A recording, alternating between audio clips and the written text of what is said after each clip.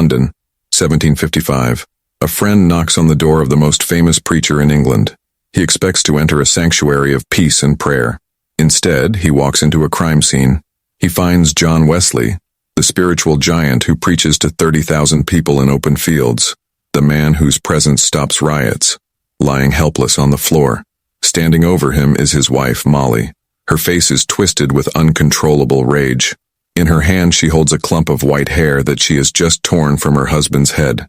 She has been dragging the general of God across the room like a rag doll. This is not a rumor. This is the documented, ugly reality of the man who founded Methodism. For decades, John Wesley rode 250,000 miles on horseback to save the souls of England, but he could not save his own marriage. He lived with a woman who stole his private journals, forged letters to frame him for adultery, and publicly humiliated him at every turn.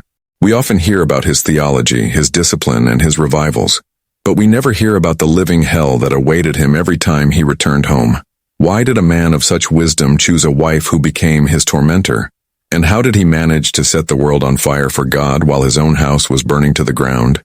The story you're about to hear is not the sanitized version from Sunday school. It is the raw, painful truth about the thorn in John Wesley's side. Welcome to the channel.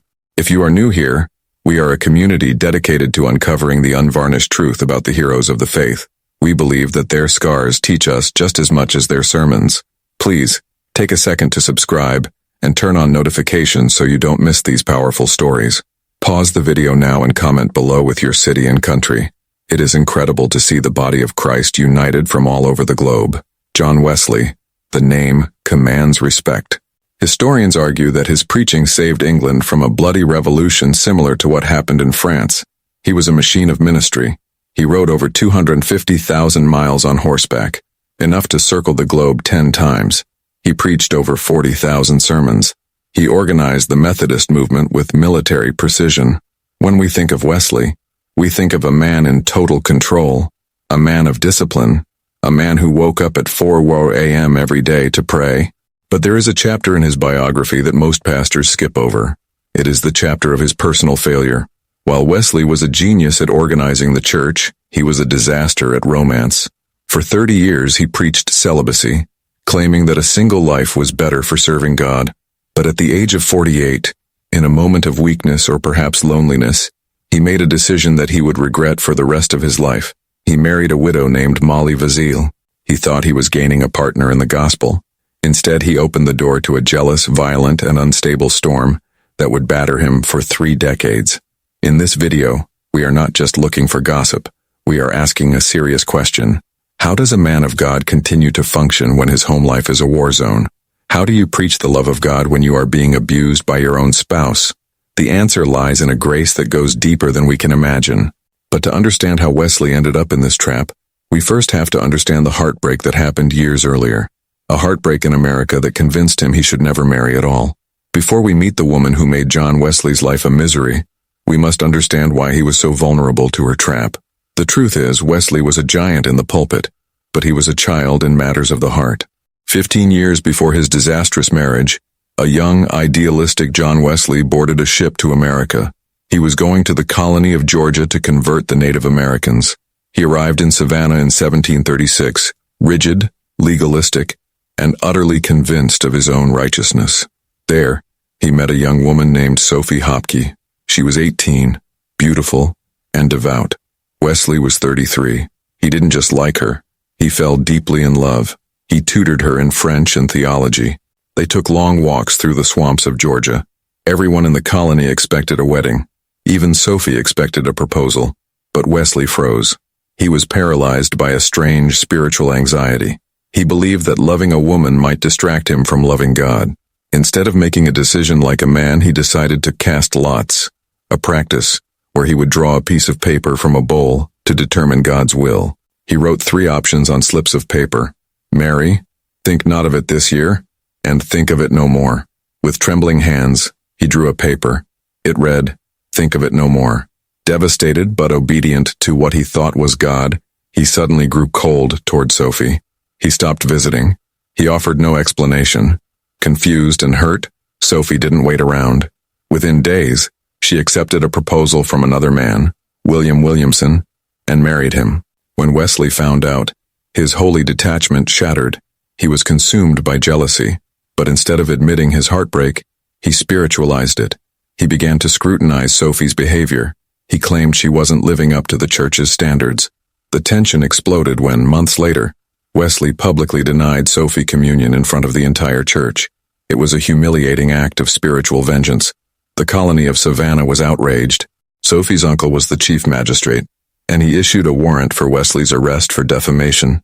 The man who had come to save the heathen was now a wanted criminal. In December 1737, under the cover of darkness, John Wesley fled Georgia. He ran away like a fugitive boarding a ship back to England, defeated and depressed.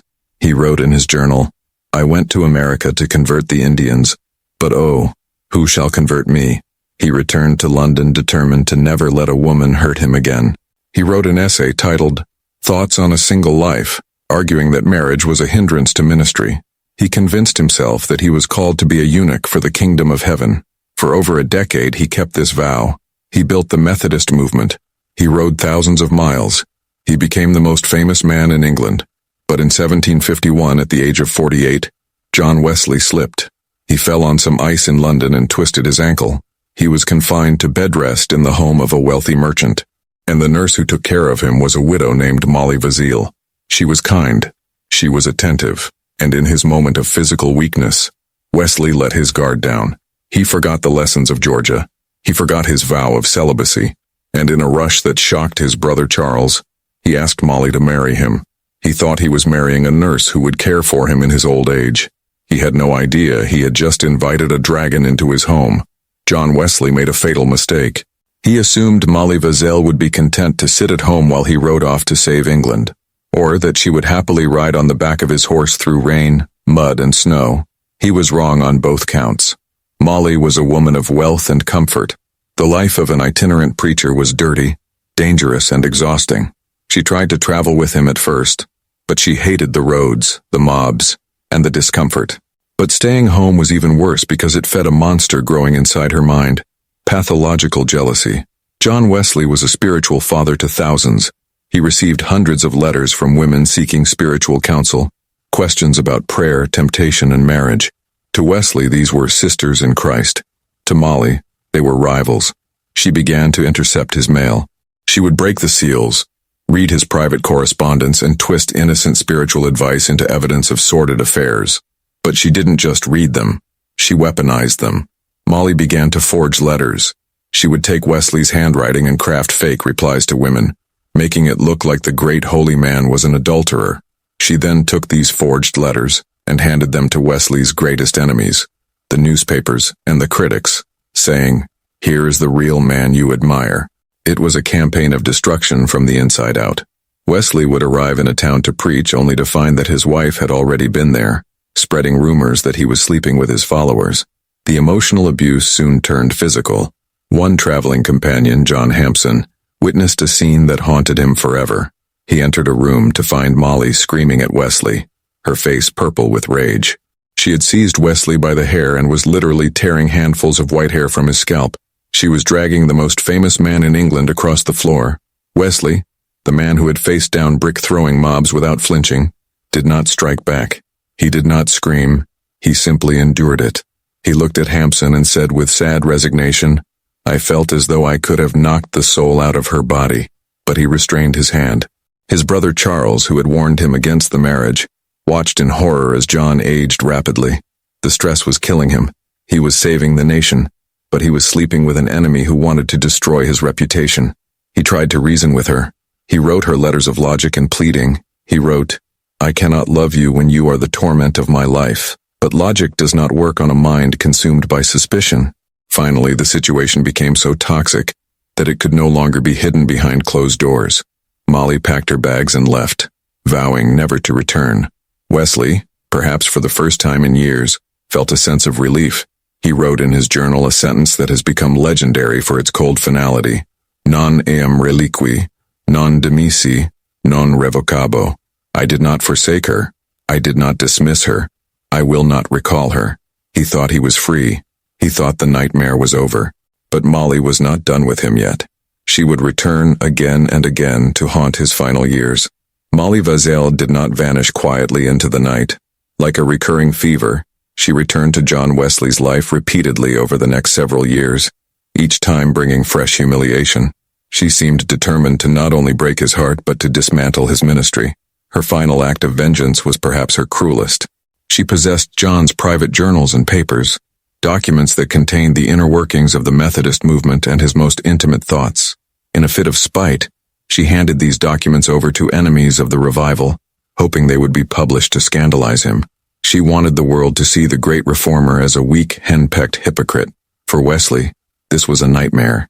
He wasn't afraid of death, but he was terrified of his work being destroyed. Yet even in this he refused to fight dirty. He told his friends, "Let her say what she will, my defense is of God."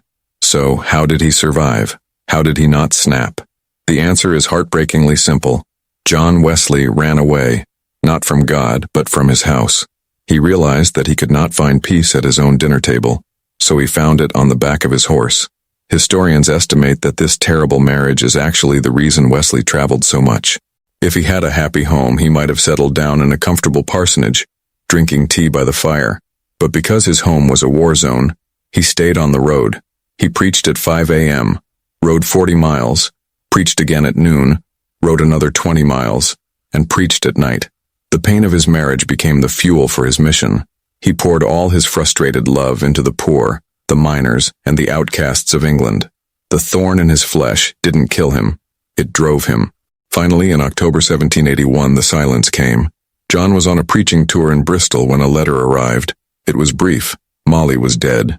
She had passed away on October 8th and had already been buried in the churchyard at Camberwell. Wesley was not informed of her sickness. He was not called to her deathbed. He was not even told about the funeral until the earth was already over her coffin. There was no tearful goodbye. There was no final reconciliation. When Wesley received the news, he didn't weep uncontrollably. He didn't rush back to London to throw himself on the grave. His reaction was stoic, perhaps even relieved. He wrote in his journal, simply stating the fact of her death. There was no eulogy. He was 78 years old. He had spent 30 years in a furnace of domestic abuse. He was finally free, but as he looked back on the wreckage of his personal life, he realized something profound. He told a friend that without this difficult woman, he might have become proud. He might have become arrogant. Molly was the sandpaper that God used to smooth down the rough edges of his character. She taught him a patience that no theology book ever could. He had failed as a husband. There is no sugarcoating that. But because he refused to let that failure define him, he succeeded as a prophet. However, the story of John Wesley has one final twist. A twist that proves that while he couldn't save his marriage, he built a family that was bigger than blood. John Wesley survived his marriage by 10 years. When he finally lay on his deathbed in 1791, at the age of 87, he didn't die a bitter old man. He died surrounded by his spiritual family. His final words were not of regret, but of victory. He raised his hand and whispered, "The best of all is, God is with us." He left behind no biological children. He left behind no grieving widow. But he left behind a church of 135,000 members and 541 preachers that would eventually grow to over 80 million people today. Wesley's story is a powerful reminder for every single one of us. You might be in a bad marriage. You might be facing a family crisis that nobody knows about. You might feel like a failure when you close your front door. But God does not need your life to be perfect to use you. He used a man with a shattered heart to save the soul of a nation. If God could use John Wesley despite his misery, he can certainly use you. If this story encouraged you, please subscribe to the channel. We are building a library of truth here, and we need your help to share it. Comment below. God is with us. Let's fill the comments section with this declaration of hope.